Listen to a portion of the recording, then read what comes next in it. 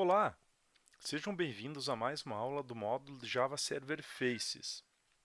Nesta aula, iremos criar um DAO genérico, para executar as operações persistentes, reaproveitando um pouquinho mais o nosso código. Anteriormente, nós havíamos criado o nosso DAO para executar as operações de persistência, seja de salvar ou remover, e também para recuperar, os objetos que nós persistimos no banco. Tá? Porém, a gente pode perceber que muitas operações aqui nós acabamos repetindo elas várias vezes, né? E também a gente não consegue, né, aqui ainda criar elementos como filtros, paginação, que são elementos importantes numa aplicação uh, profissional aí, né? Então nós vamos criar um DAO genérico, que daí essas operações elas serão genéricas para qualquer classe, né? Então a gente vai reaproveitar muito mais código. Então aqui dentro do pacote DAO, vamos criar uma nova classe Java, que chamaremos de DAO genérico. Tá? Então esse nosso DAO genérico, eu vou deixar assim aqui na declaração no nome da classe, tá? Entre o sinal de menor e maior, um T. Digamos assim, eu estou dizendo então as instâncias, né, que forem utilizar esta classe deverão informar o tipo que ela vai utilizar. Tá? Também vamos implementar aqui a interface serializable.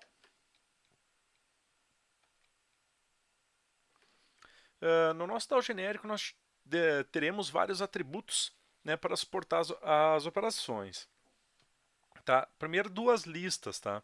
Uma lista que vai recuperar os objetos de forma filtrada e uma lista que simplesmente irá recuperar os objetos, né, todos os que tem no banco. Tá? Então, vou criar aqui um list, tá? Sempre informando o tipo agora que vai ser T, né, que eu vou chamar de lista objetos. Tá? E também teremos mais uma lista tipada, que eu vou chamar de lista todos. Daí esse aqui vai recuperar todos os objetos do banco. Tá? Também nós precisaremos de um atributo do tipo class, tá? Porque nós precisaremos informar qual que é a classe que está utilizando o DAO naquele momento, tá? Que eu chamarei de classe persistente. Tá? Também teremos um atributo com as mensagens, né? As mensagens de confirmação ou erro, né? Um atributo Entity Manager, que daí esse atributo Entity Manager ele vai servir para a gente acessar as configurações, né, os objetos do banco. Tá? Também teremos um atributo que irá guardar a ordenação, tá, atual da classe. Né? Então eu posso ordenar, por exemplo, uma classe que tem ID, nome e UF, por exemplo. Eu posso ordenar por qualquer um desses atributos. Tá? Também teremos um atributo para armazenar o filtro, né, que o usuário informou. Tá? Também teremos uma questão de paginação aqui. Tá? Então eu vou definir qual que é o meu máximo de objetos que eu vou retornar numa consulta. Tá? Vou colocar aqui 8. Devo criar um atributo para que esse valor, né, possa ser alterado de forma dinâmica. Né? De repente, lá em algum momento o usuário quer exibir mais objetos na tela, ele só modifica o valor desse atributo e vai estar exibindo. Tá? Também nós vamos ter que controlar em qual página, né, que a minha consulta está. Tá? Digamos, eu posso ter, digamos, 50 registros e páginas de 10, né, eu terei 5 páginas, tenho que saber em qual página que eu estou. E também eu tenho que saber o total de objetos, né, para poder executar aí operações relativas aí à paginação. Tá? Bem, então eu vou refatorar aqui e vou encapsular, né, todos os campos. Tá?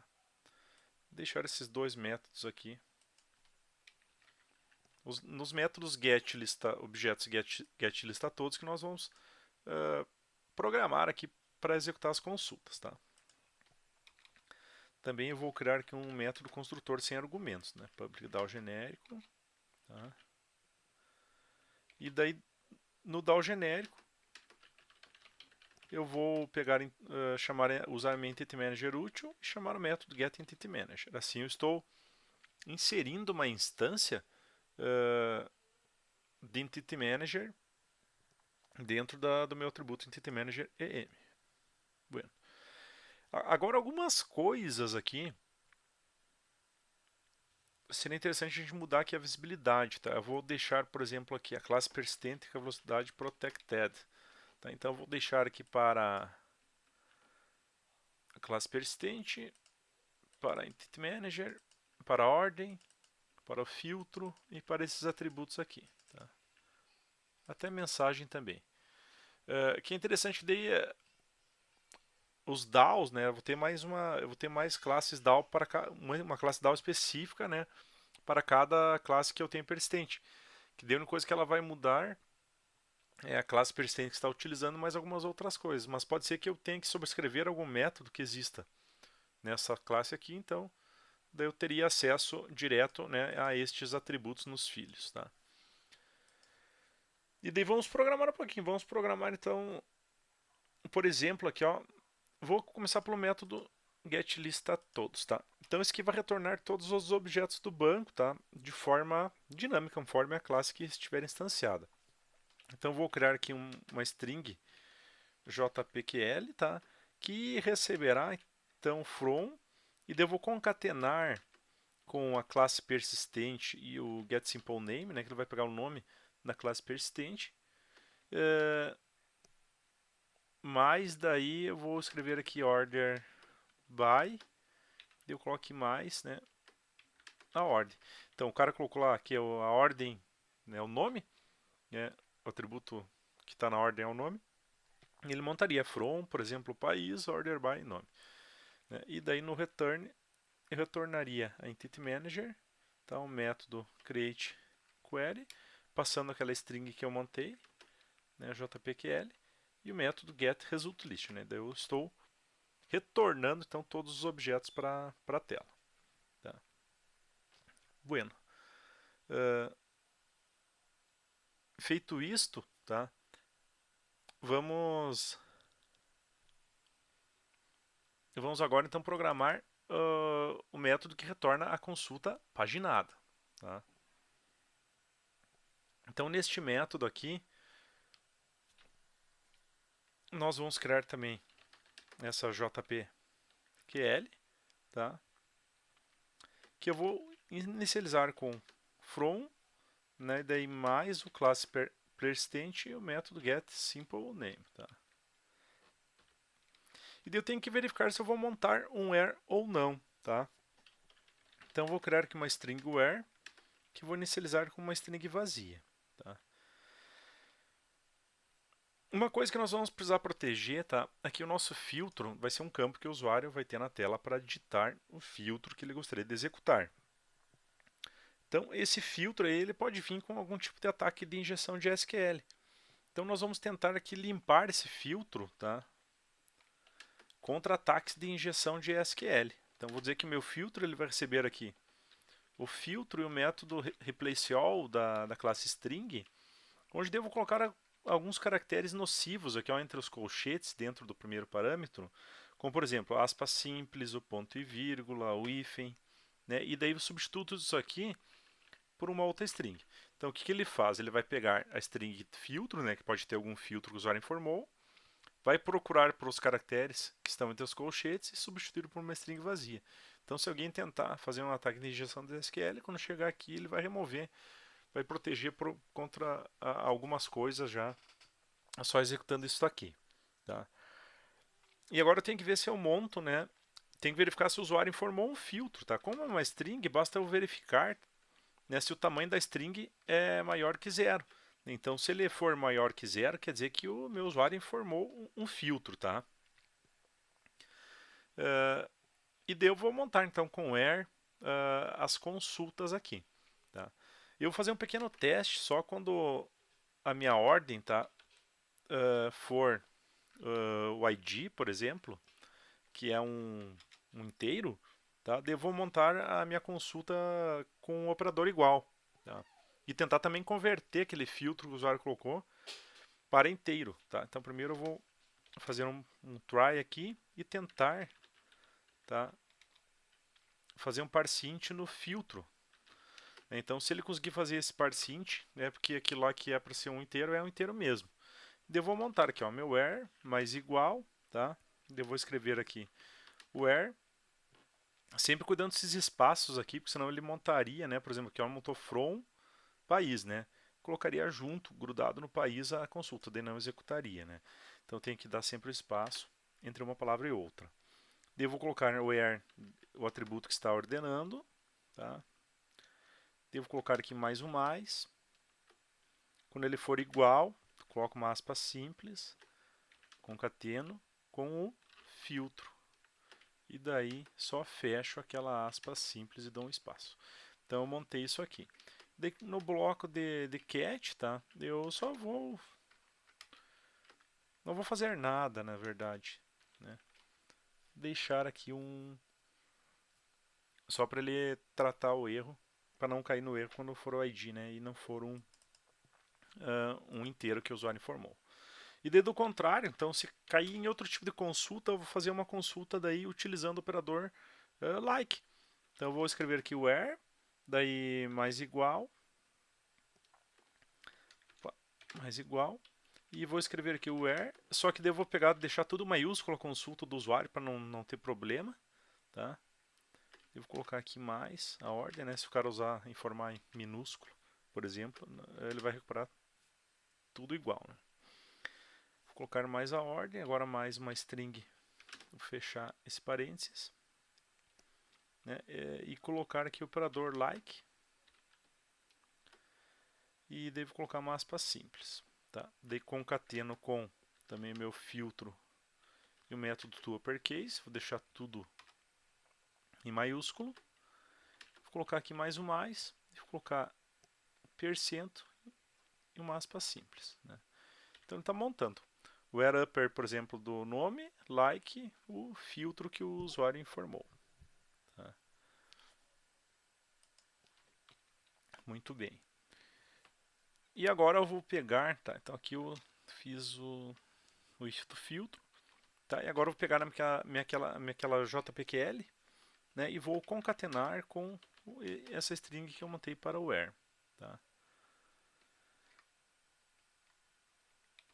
E daí depois eu vou também pegar minha JPQL, tá? E concatenar agora com o operador, né? Order by,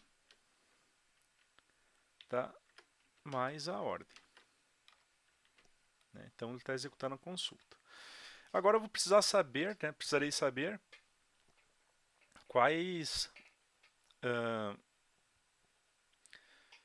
quantos objetos que eu tenho no banco, né, para poder paginar a consulta. Então eu vou dizer que o meu total de objetos vai receber a Entity Manager, o método createQuery, eu vou passar aquela JPQL ali que eu já montei, tá?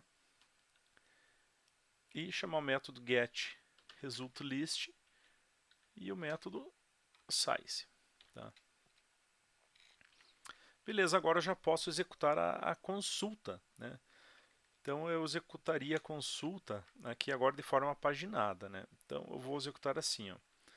Entity Manager, método createQuery, tá? Vai ser aquela JPQL que eu montei, tá? Daí eu vou definir o primeiro resultado, setFirstResult, vou colocar então o atributo posição atual, e daí eu vou colocar aqui ponto, também definir o máximo de resultados, que vai ser então o meu máximo de objetos. E daí sim que eu chamarei o método getResultList.